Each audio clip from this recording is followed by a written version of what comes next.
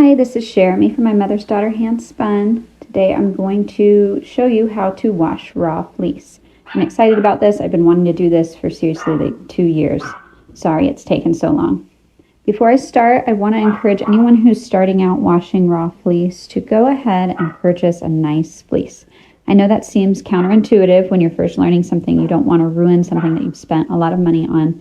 But if you don't and you get a dirty fleece, you're going to be wondering if things aren't going right because you have a dirty fleece and it's just not washable, or because you're messing things up. It's going to help your sanity a lot if you will just spend a little extra, get a fleece that's been well skirted and has low vegetable matter, maybe even one who's been coated, so that you're not dealing with a bunch of vegetable matter and really dirty tips and all of these things while you're trying to learn. Now, if you're worried about felting the fleece or ruining something that you spent a lot of money on, just wash small sections at a time, maybe half a pound at once. It'll save your sanity to do things this way. Don't ask me how I know. I've spent a lot of time wondering if it was me or the fleece, so I'm trying to save you that trouble. Let's get started. Daisy's fleece from Priory Farms Cotswold. Cotswold's a longwool fleece. Takes dye beautifully. So I'm excited. Check it out. So the first step when you buy a fleece online is to unroll it and pull out all the super icky bits.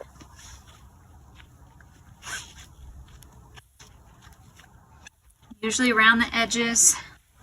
Sheep are farm animals and they do what animals do.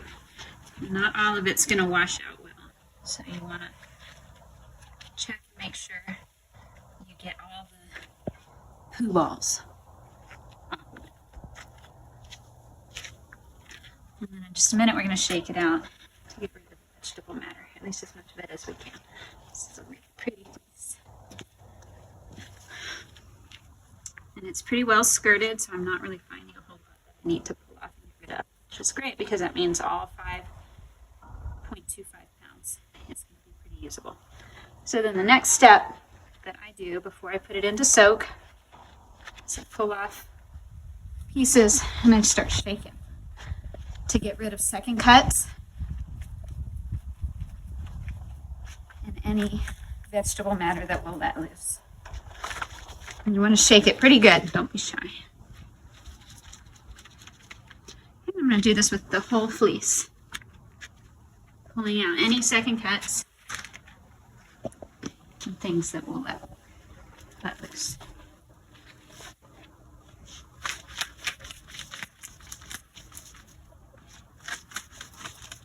Okay, I'm going ahead and switch into voiceover for this section just because there was way too much kid noise in the background. Here I'm just showing you how much of the fleece I ended up pulling out due to large pieces of vegetable matter that I just didn't feel like I'd be able to process out. So there's some big pieces, a lot of little bits inside the locks. Here's the portion of the fleece I'm keeping. Here's the portion that I'm removing. So it's all together a really nice fleece. This is maybe a quarter to half a pound.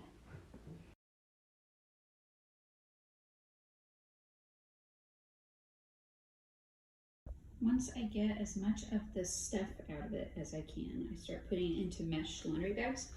It's a full-size mesh bag. Don't fill it full. It's got maybe about 2 pounds of wool in it total of the 5 that I have left after skirting it. And so it needs to have lots of room to move around, so you can see how much I did not put in. Okay. And I filled my ugly wash tub up with water. And again, you want as much water as you can get in there so that your wool has lots of room to move around. So this is just a cold soak. It's going to go in here for a few hours to loosen up all the dirt and stuff that will come out easily and just make it less work for your power scour to do later. So yeah, I'm gonna leave it sit ideally overnight. It's morning here now though, and I'm gonna need the sink later to wash my dog. So it'll probably get all of 3 or 4 hours, which is okay. It just, if you can put it in at night and let it soak till morning, that's best. So it's been soaking for a couple hours now, and you can see all all the junk that's let loose in cold water. So it's without heat, without any soap of any kind. So I guess now's as good a time as any to discuss what everyone's concerned about when washing fleece, and that's felting. So basically when you're washing fleece, the three things that are going to affect felting are temperature change, agitation, and suds. So as you can see, I'm moving it around. So agitation and swooshing are not the same thing. So this is what I would call swooshing. Just gently moving it so the water can move through the fibers and release some of that stuff out of it. Agitation is very different than swooshing. It's more like what your washing machine does while it's getting your clothes clean. So no agitation, gentle swooshing is okay. This water is cold, so basically what you need to be concerned about with the temperature change is not going from cold to hot, or from warm to hot, or from some temperature up to the higher temperature. That kind of temperature change is okay. What you need to be concerned about is moving from a hot temperature or even a warm temperature to a cooler temperature. So that decrease in temperature will shock the fibers and cause felting almost right away. I've never felted a fleece since I learned this. Just following this one simple rule of changing temperature upwards instead of downwards has been a big game changer in the fleece felting department. So suds is another issue. If you decide to try washing wool with Dawn or some other kind of dish soap, it's going to get real sudsy. Then you got to be real careful, especially with these mesh bags. Even swooshing in these mesh bags with real sudsy soap can add to the risk of felting. Now I use Unicorn Power Scour. It doesn't really sud at all, so that's kind of just become a non-issue since I started using that particular wool wash, and I do highly recommend it. So I'm going to leave this in the cool water for just another couple hours, see what else I can get to release naturally, and then we will move on to some hot water and some Power Scour. It's been in here about 4 hours. You can see it's really icky. So I'm going to reach in and unplug it.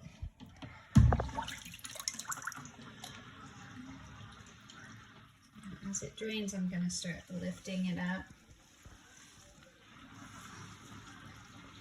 Try to let as much of this water drain out of it as I can.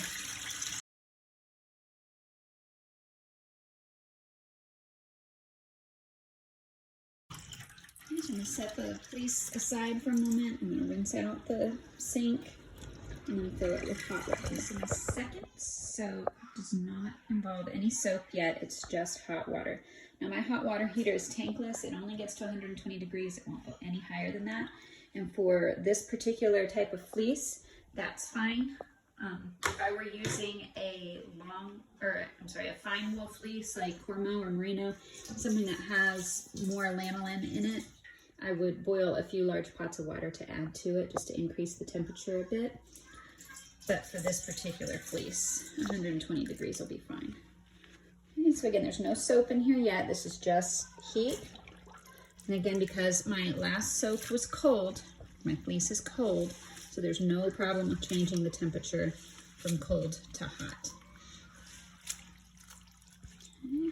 Again, I'm swishing, not agitating, swishing to kind of get, see there's still a lot of space in my bag where there's no wool, so I'm just taking it from the bottom and kind of swishing it to try to fill the bag and get this fleece distributed in the water as much as I can. And you can see already some of that lanolin and dirt is releasing in the heat. So I'm going to let this soak, but only for about 20 minutes this time, because you don't want the water to cool enough that lanolin will cool and redeposit in the fleece. It'll just ensure that you have to do this step all over again. Would make it a waste of time. So I'm going to set a timer for about 15 minutes, and then I'll drain this, and then the next soak will be hot water and wool wash or Power Scour. This has been soaking for about 15 minutes now, and you can see the water's pretty yuck. This, together with what we got out with that last soak, shows you we've already got a lot of funk out of this wool without even having to use soap yet. So I think this is gonna come pretty clean. You can see a pretty big difference in the wool already. So I'm gonna go ahead and drain this, and I'm gonna refill it with water that is hotter than the wool. So as far as temperature change goes, you can change it up, don't change it down. So once I drain this, I'm gonna let the wool sit for just a few minutes so I can make sure any water that goes into the tub is gonna be warmer than the wool. I hope that makes sense. Okay, so I've finished filling this up as much as I'm going to. You'll notice there's less water than in the initial soaks because the wool's already fully saturated and I want a higher concentration of soap in the water. So I'm using Unicorn Power Scour, and I have just enough left for this wash. It calls for about a tablespoon per pound. And since I've got about 2.5 pounds, I'm doing all of this.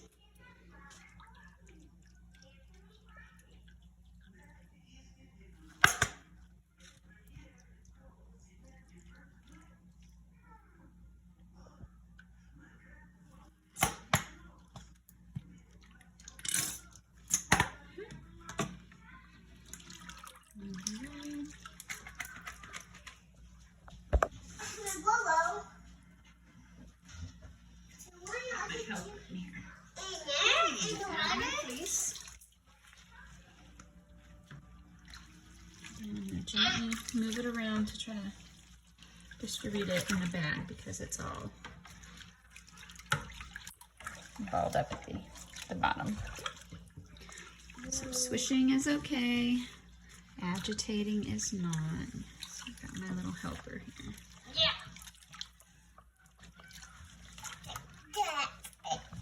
Annie, can you say hi? Hi. Thank you for your help. Alright, so we're going to let this soak. Let this soak, Mom. Hopefully this soap will get to work in here. Okay, And get out the last of this dirt.